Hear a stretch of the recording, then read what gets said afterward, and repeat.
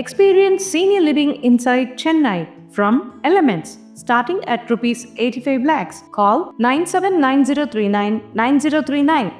Methamphetamine, கஞ்சா மற்றும் தங்க கட்டிகளை கடத்தும் சர்வதேச சங்கத்தில் முக்கிய இடம் பிடித்த நாகையைச் சேர்ந்த முன்னாள் ஊராட்சி மன்ற தலைவர் புல்லட் மகாலிங்கம் மகாராஷ்டிரா போலீசாரால் கைது செய்யப்பட்டுள்ளார்.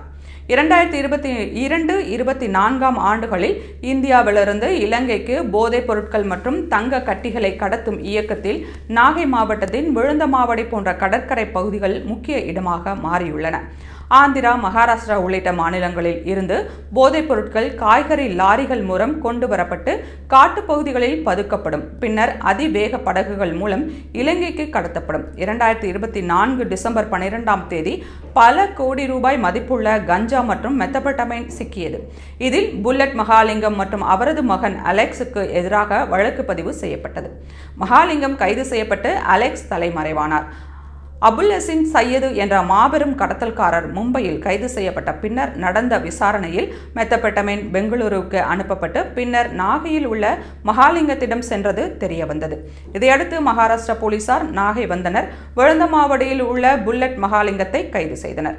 இவருடன் யோகேஷ் என்பவரும் தொடர்பில் இருந்ததாக தெரிந்தது.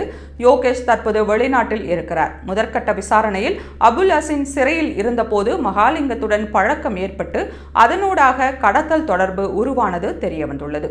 இந்நிலையில் மகாலிங்கத்தை மும்பை நீதிமன்ற அனுமதியுடன் மகாராஷ்டிராவுக்கு அழைத்துச் செல்ல நடவடிக்கை மேற்கொள்ளப்பட்டுள்ளது.